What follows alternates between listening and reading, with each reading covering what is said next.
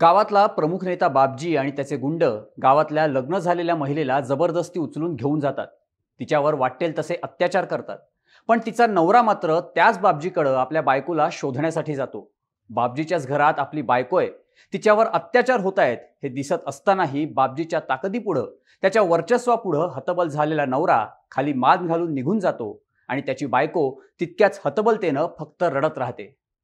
Rowdy Rathod सिनेमातला हा scene बघताना अनेकांच्या अंगावर काटा उभा राहिला असेल. पण याच सिनेमाची हीच गोष्ट पश्चिम बंगालच्या एका गावात घडली आहे. तीही एकाच नाही तर असंख्य महिलांसोबत. पश्चिम बंगालच्या नॉर्थ 24 परगणा जिल्ह्यातलं संदेशखाली गाव. आठवड्याभरापासून इथल्या महिलांनी रस्त्यावर उतरून आंदोलनाला सुरुवात केली आहे. आंदोलनाचं कारण आहे बंगालमधल्या सत्ताधारी तृणमूल काँग्रेसचा नेता आणि त्याच्या गुंडांनी लग्न झालेल्या तरुण महिलांवर केलेले पाशवी अत्याचार. महिलांच्या ह्या आंदोलनामुळे पश्चिम बंगालसह देशातलं वातावरण सुद्धा पेटलंय. बंगाल भाजप आणि डाव्या पक्षांनी तृणमूल काँग्रेस आणि मुख्यमंत्री ममता बॅनर्जी यांच्यावर आरोप करत त्यांच्या राजीनाम्याची मागणी केली आहे. मुख्य म्हणजे विशेषतः हिंदू महिलांवर हे अत्याचार झाल्याचा आरोप केंद्रीय मंत्री स्मृती इराणी यांनी केलाय. आता संदेशखालीत नेमकं झालंय काय, इथल्या महिलांवर अत्याचार कसे झाले, ते कोणी केले आणि यावर सरकारची भूमिका काय आहे, याचीच माहिती आपण या व्हिडिओमधून जाणून घेऊयात. नमस्कार, मी शार्दूल आणि तुम्ही बघताय बोलभिडू. 7 फेब्रुवारीला तृणमूल काँग्रेसच्या वतीनं संदेशखाली गावात एक रॅली काढण्यात आली होती. त्यावेळी या गावातले गावकरी आणि महिला मोठ्या संख्येनं रस्त्यावर उतरल्या. तृणमूल काँग्रेसचा नेता शहाजहान शेख यांना आपल्या शेतजमिनी जबरदस्तीनं हडपल्याचा आरोप या गावकऱ्यांकडून करण्यात आला. तर चेहऱ्याला फडकं गुंडाळलेल्या महिला झाडू आणि काठ्या घेऊन संदेशखाली पोलीस स्टेशनात दाखल झाल्या. तेव्हा पोलिसांनी त्यांना अडवलं. पण तरीही रस्त्यावर बसून महिलांनी आंदोलनाला सुरुवात केली. या आंदोलनाचा व्हिडिओ सोशल मीडियावर व्हायरल झाला. त्यानंतर संदेशखालीमधल्या आंदोलनानं चांगलाच पेट घेतला. पोलिसांकडून CRPC 144 अंतर्गत जमावबंदीचे आदेश देण्यात आले आणि संदेशखाली भागातली इंटरनेट सुविधा सुद्धा बंद करण्यात आली. या आंदोलनामुळे पश्चिम बंगालमधलं राजकीय वातावरण सुद्धा तापलं. भाजप नेत्यांनी ममता बॅनर्जी सरकारला धारेवर धरलं. 12 फेब्रुवारीला केंद्रीय महिला आणि बालविकास मंत्री स्मृती इराणी यांनी या प्रकरणाची दखल घेत पत्रकार परिषद घेतली. या पत्रकार परिषदेत त्यांनी महिलांवर झालेल्या अत्याचारांचं मन सुन्न करणारं वास्तव सांगितलं. तृणमूल काँग्रेसचा नेता शहाजहान शेखचे सहकारी शिवप्रकाश हाजरा आणि उत्तम सरदार यांची माणसं रोज रात्री संदेशखालीतल्या हिंदूंच्या घरांवर धाड टाकायचे. ज्या घरात कमी वयाची लग्न झालेली महिला असेल तिच्या नवऱ्याला दमदाटी आणि मारहाण करायचे. तुझी बायको आता फक्त नावापुरती राहिली आहे, तिच्यावर आता तुझा कोणताही हक्क नाही, असं सांगत नवऱ्याच्या आणि कुटुंबियांच्या डोळ्यांसमोर त्या लग्न झालेल्या तरुण महिलेला जबरदस्तीनं उचलून तृणमूलच्या पक्ष कार्यालयात न्यायचे. तिथे त्या महिलेला गन पॉइंटवर ठेवून तिच्यावर रात्रभर अत्याचार करायचे. हे फक्त एकाच रात्री नाही तर प्रत्येक रात्री, तेही वर्षानुवर्ष घडत होतं, अशी माहिती स्मृती इराणी यांनी दिली. अनुसूचित जाती, अनुसूचित जमाती, मच्छीमार आणि शेतकरी वर्गातल्या महिलांवर शहाजहान शेखच्या माणसांकडून हे अत्याचार करण्यात आलेत. ममता बॅनर्जी या हिंदूंचा नरसंहार करण्यासाठी ओळखल्या जातात. आता त्यांनी आपल्या गुंडांना हिंदू महिलांवर अत्याचार करण्याची मुभा दिली आहे.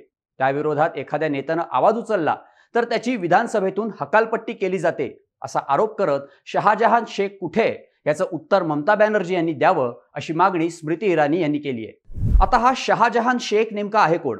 42 वर्षीय शहाजहान हा तृणमूलच्या संदेशखाली युनिटचा अध्यक्ष आहे. या भागात त्याला भाई म्हणून ओळखलं जातं.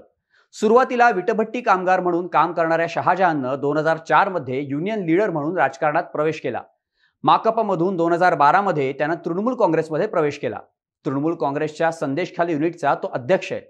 नॉर्थ 24 परगणा जिल्हा परिषदेचा सदस्य शिवप्रसाद हाजरा आणि संदेशखालीचा TMC पंचायत प्रमुख उत्तम सरदार यांनी शहाजहानच्या नावानं संदेशखालीमध्ये आपलं वर्चस्व निर्माण केलंय. याआधी जानेवारी महिन्यात शहाजहान शेख चर्चेत आला होता. रेशन वितरण घोटाळ्याच्या आरोपाखाली जानेवारीत ईडीचं पथक शहाजहानशी संबंधित ठिकाणांवर छापेमारी करण्यासाठी आलं होतं. त्यावेळी त्याच्या माणसांनी ईडीच्या पथकावर दगडफेक केली. यावेळी ईडीचे 3 अधिकारी आणि CRPFचे जवान गंभीर जखमी झाले. तेव्हापासून शहाजहान शेख हा फरार आहे. तर शहाजहान शेख हा संदेशखालीतच असल्याचा दावा तिथल्या महिलांनी केलाय. पोलिसच त्याला पाठीशी घालत असल्याचा आरोपही करण्यात येतोय. अनेकदा पोलिसांसमोरच शहाजहानकडून महिलांवर अत्याचार करण्यात आलेत, पण पोलिसांनी मात्र त्याच्यावर किंवा त्याच्या सहकाऱ्यांवर कोणतीही कारवाई केली नाही. ज्या महिलांनी त्याच्या विरोधात तक्रार करण्याचा प्रयत्न केला त्यांनाच पोलिसांकडून त्रास देण्यात येत असल्याचं अनेक महिलांचं म्हणणं आहे. पण या सगळ्या प्रकरणात पश्चिम बंगाल सरकारकडून अजूनपर्यंत कोणतीही ठोस पावलं उचलण्यात आली नसल्याचं विरोधकांचं म्हणणं आहे.